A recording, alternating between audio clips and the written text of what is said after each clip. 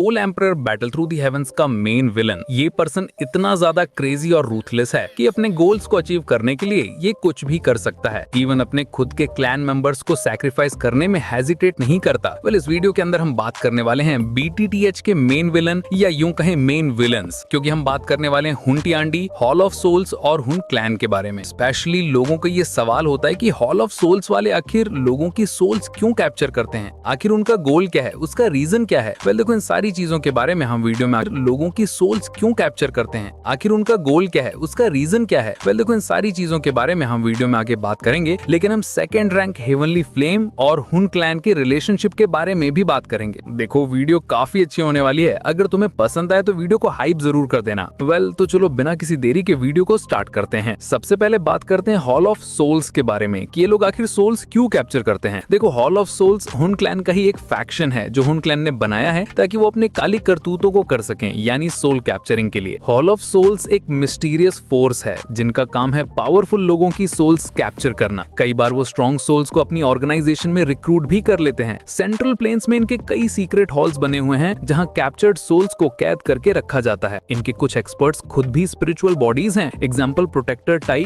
असल में एक इल्यूजनरी स्पिरिचुअल बॉडी था। हॉल ऑफ सोल्स के स्ट्रक्चर की बात करें तो सबसे नीचे होते हैं प्रोटेक्टर्स, उनके ऊपर आते हैं ऑनरेबल एल्डर्स और सबसे ऊपर होते हैं 9 तियानजुन, जो करंटली काफी देखने को मिल रहे हैं। इतना पावरफुल होने की वजह से हॉल ऑफ सोल्स को सेंट्रल प्लेन्स की टॉप ऑर्गेनाइजेशंस में गिना जाता है। अब बात करते हैं सोल कैप्चरिंग के बारे में। देखो, इसके दो रीजंस हैं। पहला तो कि तुम्हें पता होगा कि डाउडी क्लास में ब्रेक थ्रू करने के लिए तुम्हारी कल्टीवेशन एडवांस्ड 9 स्टार डाउशेंग होनी चाहिए और उसके साथ साथ तुम्हारी सोल कल्टीवेशन भी डी स्टेट पर होनी चाहिए। देखो, हुन क्लैन का जो लीडर है हुन टिआंडी, उसकी डाउची कल्टीवेशन तो एडवांस्ड 9 स्टार डाउशेंग पर है और सोल स्टेट भी डी स्टेट पर है, लेकिन निहिलिटी डैवरिंग फ्लेम की सोल कल्टीवेशन डी स्टेट पर नहीं है, जिसके कारण हुन क्लैन ने हॉल ऑफ सोल्स को एस्टैब्लिश किया ताकि वो लोग सोल्स कैप्चर करें और उससे निहिलिटी डैवरिंग फ्लेम की सोल कल्टीवेशन बढ़ाएं और डी स्टेट पर ले जाएं। पहला रीजन तो यही है हॉल ऑफ सोल्स के बनने का, और दूसरे रीजन के बारे में भी हम बात करेंगे, लेकिन उससे पहले मैं तुम्हें हुन क्लैन और निहिलिटी डैवरिंग फ्लेम जो सेकंड रैंक हेवनली फ्लेम है उसका रिलेशनशिप बता देता हूँ। हुन टिआंडी और निहिलिटी डैवरिंग फ्लेम का रिलेशनशिप सिंपल है। टुओशे एंशिएंट गॉड के सभी 8 जेड्स को हासिल करना और उसके बाद मैंशन को ओपन करना और डी टियर एम्ब्रियोनिक पिल को हासिल करना, और ये डी टियर एम्ब्रियोनिक की इंफॉर्मेशन निहिलिटी डैवरिंग फ्लेम ने हुन टिआंडी को बताई थी।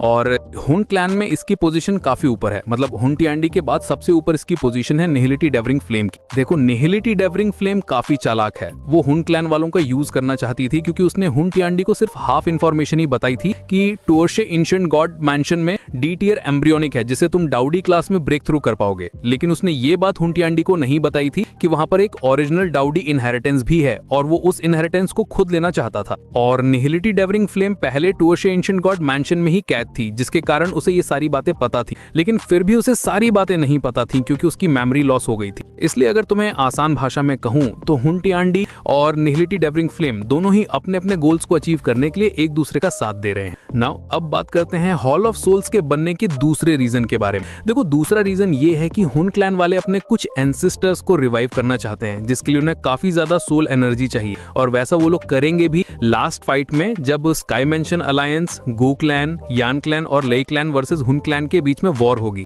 एंड यस, एक बात और कि ये लोग अपने एंसेस्टर्स को पूरी तरीके से रिवाइव नहीं कर पाएंगे, सिर्फ थोड़े टाइम के लिए ही कर पाएंगे, और वो 3 एंसेस्टर हैं जिनका नाम है हुन यान, हुन तियानजेंग और हुन याओ, और ये सभी 8 स्टार डाउशेंग पे हैं। तो आई गेस तुम्हें ये हॉल ऑफ सोल्स का सीन समझ आ गया होगा। नाउ अब बात करते हैं BTTH के मेन विलन और हुन क्लैन के बारे में। देखो, हुन क्लैन वाले सोल रिलेटेड टैक्टिक्स में काफी मास्टर हैं, और इनफैक्ट इनके हुन क्लैन के नाम का मतलब ही सोल है, और इनकी स्ट्रेंथ तो भाई क्या ही खतरनाक है, क्योंकि ये लोग 8 एंशिएंट क्लैंस में से एक हैं और काफी पावरफुल डाउडी ब्लड लाइन पजेस करते हैं, और ऊपर से इनका लीडर जो कि पूरे डाउडी कॉन्टिनेंट के 2 सबसे स्ट्रॉन्गेस्ट पर्संस में से एक है।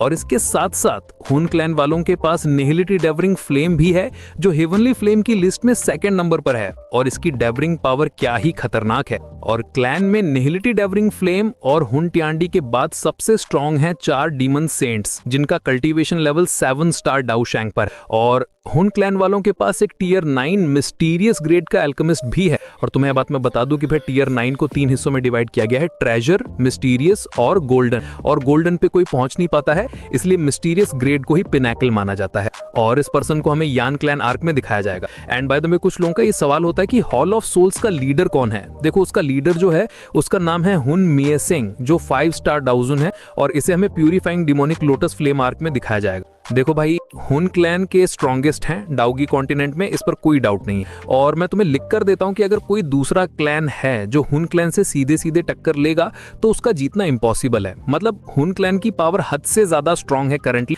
और उनके सामने गू क्लैन भी कुछ भी नहीं है। गू क्लैन वालों को लगता है कि उनका बकवास क्लैन हुन क्लैन से इक्वल है पावर लेवल में, लेकिन वो लोग इल्यूजन में जी रहे हैं। उन्हें अभी हुन क्लैन की रियल स्ट्रेंथ के बारे में पता नहीं है। चलो मैं तुम्हें एक और बात बताता हूँ कि एंशिएंट क्लैंस का अपना एक अलग रेल्म होता है जहां पे वो लोग रहते हैं। एग्जांपल हुन रेल्म, गो रेल्म, लिंग रेल्म और शी रेल्म। और सीरीज में हमें आगे बताया जाएगा कि अचानक से लिंग क्लैन और शी क्लैन डिसअपियर हो गए हैं, यानी उनका पूरा रेल्म ही वैनिश हो चुका है, कोई न्यूज तक नहीं है। और ये काम होगा ऑफ कोर्स हुन क्लैन वालों का। मतलब तुम सिर्फ अंदाजा लगाओ कि एक एंशिएंट क्लैन को हराने तक तो सही था, लेकिन उसे बिना किसी की नजर में आए वाइप आउट करना क्रेजी है भाई। लिटरली गू क्लैन जो अपने आप को काफी पावरफुल मानता है, उन्हें कोई क्लू तक नहीं मिला कि लिंग क्लैन और शी क्लैन कैसे वाइप आउट हो गए। और लास्ट फाइट में अगर स्काई मेंशन अलायंस की कंबाइंड स्ट्रेंथ नहीं होती तो हुन क्लैन के सामने खड़ा रहना भी भाई इम्पॉसिबल हो जाता। भाई वो लोग पहले से ही पावरफुल थे, लेकिन उन लोगों ने लास्ट फाइट में अपने 3 एंसिस्टर को रिवाइव कर दिया था जो 8 स्टार डाउशैंग पर थे।